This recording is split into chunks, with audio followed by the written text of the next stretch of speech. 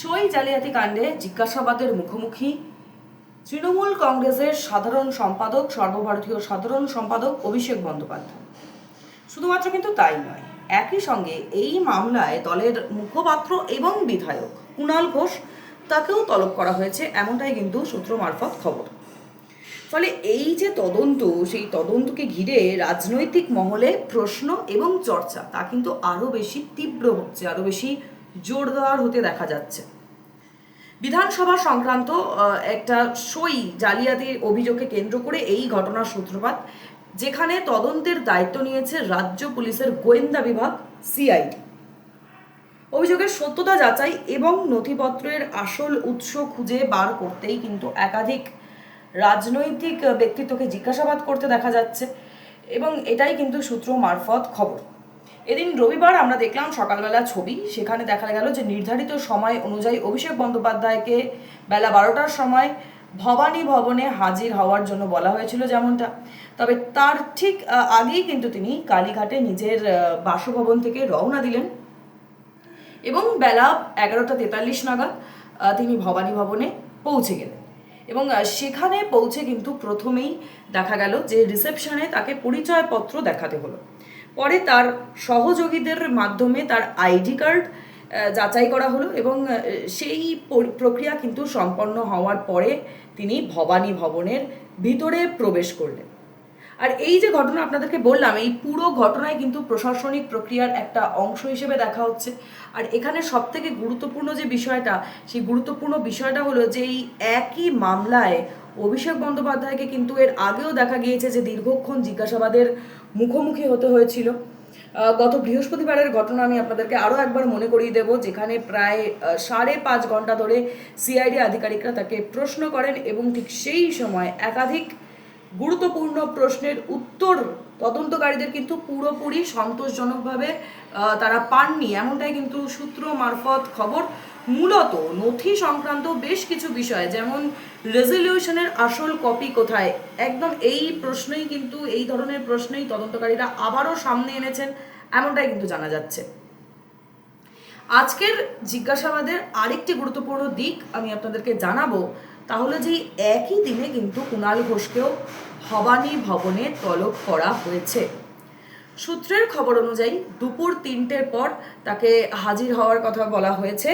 ফলে এই একই মামলায় দুজন গুরুত্বপূর্ণ রাজনৈতিক ব্যক্তিত্বকে জিজ্ঞাসাবাদ করা হচ্ছে, যা বলা যায় যে এই তদন্তের যে গুরুত্ব তা আরও বেশি বাড়িয়ে তুলছে। সব থেকে বড় প্রশ্ন হলো এটাই যে এই দুই নেতাকে কি মুখোমুখি বসিয়ে জিজ্ঞাসাবাদ করা হতে পারে? প্রশাসনিক মহলেও কিন্তু সেই সম্ভাবনা একেবারে উড়িয়ে দেওয়া যায় না, এই নিয়ে কিন্তু চর্চা চলছে, যদিও এই বিষয়ে এখনো পর্যন্ত কোনো আনুষ্ঠানিক নিশ্চিত তথ্য সামনে আসেনি। এবং এর আগে গত বৃহস্পতিবারে যে ঘটনা আমি আপনাদেরকে বলছিলাম, সেই বৃহস্পতিবার কলকাতা হাইকোর্টের নির্দেশের পরই অভিষেক বন্দ্যোপাধ্যায় ভবানী ভবনে হাজির হয়েছিল এবং দেখা যায় যে ঠিক সেই সময় টানা প্রায় 5 ঘন্টা ধরে তাকে ম্যারাথন জিজ্ঞাসাবাদ করা হয়। রাত গভীর হলে তিনি ভবানী ভবন থেকে বেরিয়ে আসেন এবং দেখা যায় যে সংবাদ মাধ্যমের সামনে তিনি কিন্তু কোনো প্রতিক্রিয়া দিতে প্রস্তুত ছিলেন না, তিনি কিন্তু কোনো মন্তব্য সংবাদ মাধ্যমের সামনে করেননি। পরে তিনি কালীঘাটে প্রাক্তন মুখ্যমন্ত্রী মমতা বন্দ্যোপাধ্যায়ের বাসভবনে যান এবং সেখানে তাদের মধ্যে একটি বৈঠকও হয়, এমনটাই কিন্তু জানা গিয়েছে। তদন্তকারী সূত্রের দাবি অনুযায়ী সেই দিনের জিজ্ঞাসাবাদে দেওয়া সব উত্তরেই তারা কিন্তু সম্পূর্ণ সন্তুষ্ট হননি, আর ঠিক সেই কারণে আবারও তাকে তলব করা হলো। একই সঙ্গে আমরা দেখতে পেলাম যে কুণাল ঘোষ তাকেও ডাকা হয়েছে এই তদন্তের প্রক্রিয়ার অংশ হিসেবে।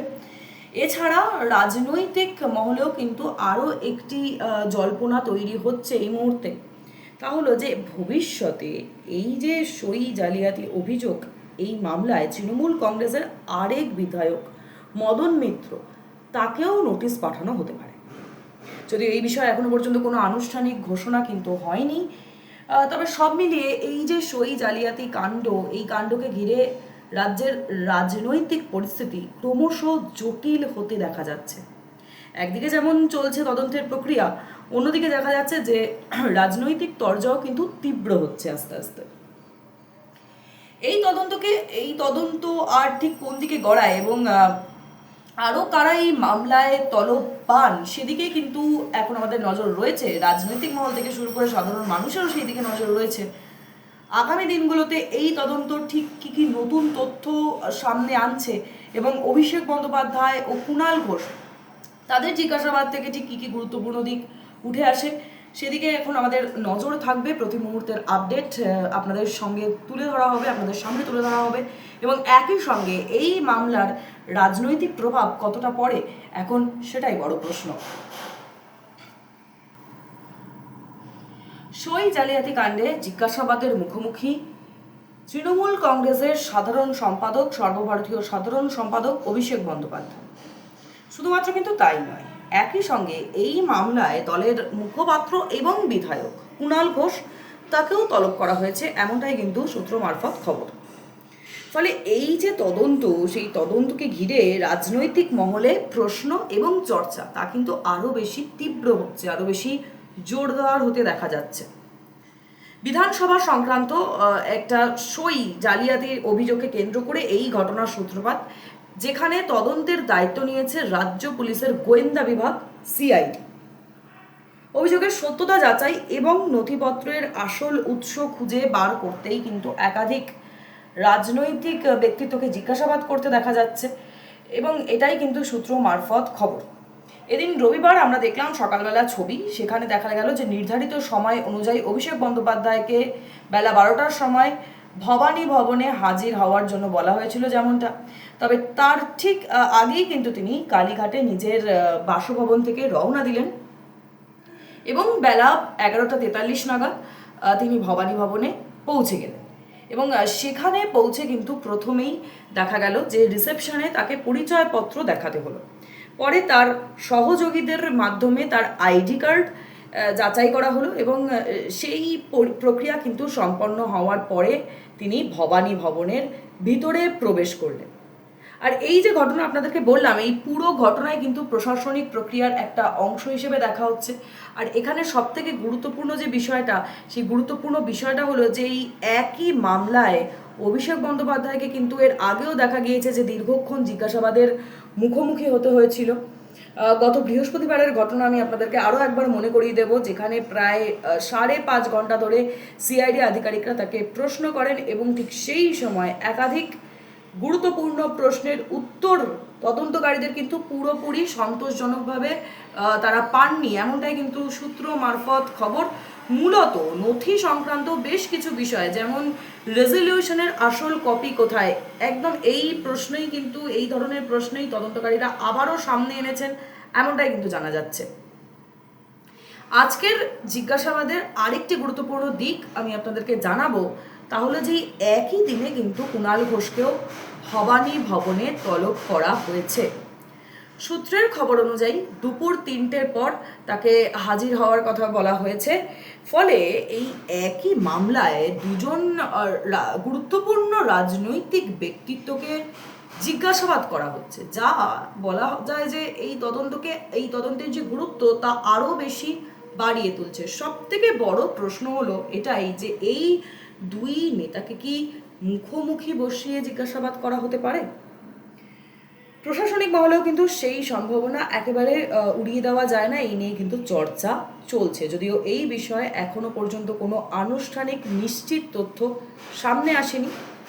এবং এর আগে গত বৃহস্পতিবারে যে ঘটনা আমি আপনাদেরকে বলছিলাম, সেই বৃহস্পতিবার কলকাতা হাইকোর্টের নির্দেশের পরই অভিষেক বন্দ্যোপাধ্যায় ভবানী ভবনে হাজির হয়েছিল এবং দেখা যায় যে ঠিক সেই সময় টানা প্রায় 5 ঘন্টা ধরে তাকে ম্যারাথন জিজ্ঞাসাবাদ করা হয়। রাত গভীর হলে তিনি ভবানী ভবন থেকে বেরিয়ে আসেন এবং দেখা যায় যে সংবাদ মাধ্যমের সামনে তিনি কিন্তু কোনো প্রতিক্রিয়া দিতে প্রস্তুত ছিলেন না, তিনি কিন্তু কোনো মন্তব্য সংবাদ মাধ্যমের সামনে করেননি। পরে তিনি কালীঘাটে প্রাক্তন মুখ্যমন্ত্রী মমতা বন্দ্যোপাধ্যায়ের বাসভবনে যান এবং সেখানে তাদের মধ্যে একটি বৈঠকও হয়, এমনটাই কিন্তু জানা গিয়েছে। তদন্তকারী সূত্রের দাবি অনুযায়ী সেই দিনের জিজ্ঞাসাবাদে দেওয়া সব উত্তরেই তারা কিন্তু সম্পূর্ণ সন্তুষ্ট হননি, আর ঠিক সেই কারণে আবারও তাকে তলব করা হলো। একই সঙ্গে আমরা দেখতে পেলাম যে কুণাল ঘোষ, তাকেও ডাকা হয়েছে এই তদন্তের প্রক্রিয়ার অংশ হিসেবে। এছাড়া রাজনৈতিক মহলেও কিন্তু আরও একটি জল্পনা তৈরি হচ্ছে এই মুহূর্তে। তা হলো যে ভবিষ্যতে এই যে সই জালিয়াতি অভিযোগ, এই মামলায় তৃণমূল কংগ্রেসের আরেক বিধায়ক মদন মিত্র, তাকেও নোটিশ পাঠানো হতে পারে। যদিও এই বিষয়ে এখনো পর্যন্ত কোনো আনুষ্ঠানিক ঘোষণা কিন্তু হয়নি, তবে সব মিলিয়ে এই যে সই জালিয়াতি কাণ্ড, এই কাণ্ডকে ঘিরে রাজ্যের রাজনৈতিক পরিস্থিতি ক্রমশ জটিল হতে দেখা যাচ্ছে। একদিকে যেমন চলছে তদন্তের প্রক্রিয়া, অন্যদিকে দেখা যাচ্ছে যে রাজনৈতিক তরজাও কিন্তু তীব্র হচ্ছে আস্তে আস্তে। এই তদন্ত আর ঠিক কোন দিকে গড়ায় এবং আরও কারা এই মামলায় তলব পান, সেদিকে কিন্তু এখন আমাদের নজর রয়েছে। রাজনৈতিক মহল থেকে শুরু করে সাধারণ মানুষেরও সেই দিকে নজর রয়েছে। আগামী দিনগুলোতে এই তদন্ত ঠিক কী কী নতুন তথ্য সামনে আনছে এবং অভিষেক বন্দ্যোপাধ্যায় ও কুণাল ঘোষ, তাদের জিজ্ঞাসাবাদ থেকে ঠিক কী কী গুরুত্বপূর্ণ দিক উঠে আসে, সেদিকে এখন আমাদের নজর থাকবে। প্রতি মুহূর্তের আপডেট আপনাদের সঙ্গে তুলে ধরা হবে, আপনাদের সামনে তুলে ধরা হবে। এবং একই সঙ্গে এই মামলার রাজনৈতিক প্রভাব কতটা পড়ে এখন, সেটাই বড় প্রশ্ন।